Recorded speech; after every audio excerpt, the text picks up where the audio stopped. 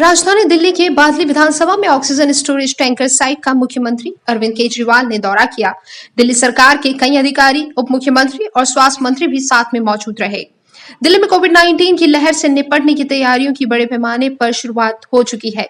बादली इलाके में 1168 बेड के हॉस्पिटल के साथ साथ ऑक्सीजन स्टोरेज टैंकर की भी शुरुआत की जा रही है। राजधानी दिल्ली के बादली विधानसभा के लिबासपुर इलाके में दिल्ली सरकार द्वारा 1168 बेड का अस्पताल बनाया जा रहा है। इस अस्पताल को और भी बेहतर सुविधाओं से लैस करने के लिए यहां पर ऑक्सीजन स्टोरेज टैंकर की भी शुरुआत की जा रही है, जिसमें 57 टन ऑक्सीजन स्टोरेज की जा सकेगी।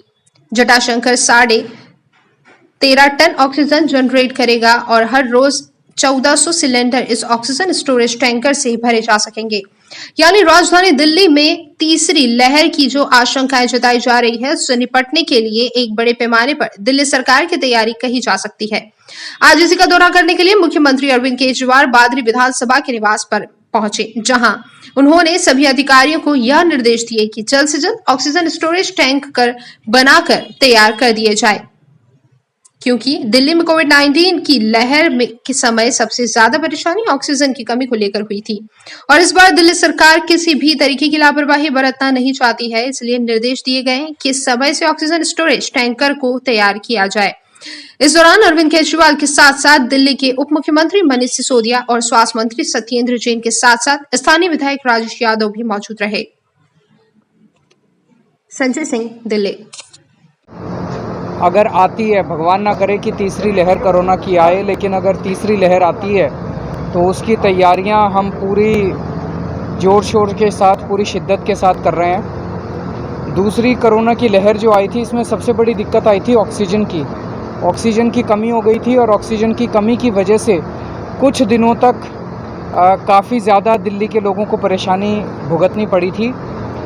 तो उसकी तैयारियां काफ़ी ज़ोर शोर से चल रही है कि अगर तीसरी लहर आती है तो ऑक्सीजन की कमी नहीं होनी चाहिए।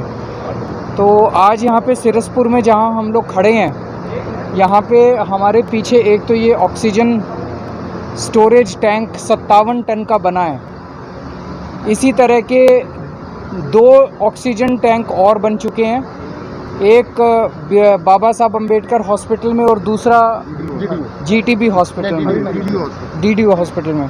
तो 3 storage tank, oxygen storage tank 57 capacity each, तो 171 टन कैपेसिटी के ऑक्सीजन स्टोरेज टैंक दिल्ली में बन चुके हैं।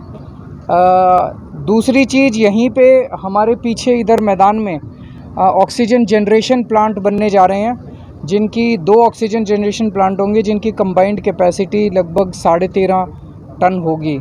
तो इस तरह से दिल्ली के अंदर जगह जगह ऑक्सीजन की सुविधाएं क्रिएट की जा रही हैं कि अगर तीसरी लहर आती है तो ऑक्सीजन की कमी लोगों को नहीं होनी चाहिए। अरविंद जी, और भी कितने प्लांट्स आप लोग बना रहे थे? ये 3 तो आपने बताया कि अभी कल कल 19 प्लांट्स का कल या परसों में उद्घाटन है, वो भी लग चुके हैं। तो कल या परसों जब उद्घाटन होगा तो आपको बताएंगे। तो पूरी दिल्ली के अंदर अभी कई सारी फैसिलिटीज़ ऑक्सीजन स्टोरेज की फैसिलिटी क्रिएट की जा रही है, ऑक्सीजन जनरेशन की कैपेसिटी क्रिएट की जा रही है, टैंकर्स भी हम लोग लेके आ रहे हैं। इस बार सबसे ज़्यादा दिक्कत टैंकर्स की आई थी कि अगर हमें आसपास के स्टेट से, हरियाणा से, उत्तर प्रदेश से ऑक्सीजन मंगानी पड़े तो टैंकर नहीं थे, टैंकर्स भी लेके आ रहे हैं। तो सब तैयारियां चल रही हैं। Sir, Mamata Banerjee said that why should center not states? Sir, basically should center not states distribute the vaccine to private hospitals? Your thoughts on that? Why should center not distribute to the Why states? should center not states distributing the vaccines? ही तो distribute कर रहा है। That is what वो कह रही है कि states क्यों नहीं कर रहे, सेंटर क्यों कर रहा है? मेरा मोटे तौर पे मेरा अपना ये मानना है कि इस वक्त वैक्सीन की बहुत ज़्यादा परेशानी है। वैक्सीन की अवेलेबिलिटी की सबसे बड़ी समस्या है।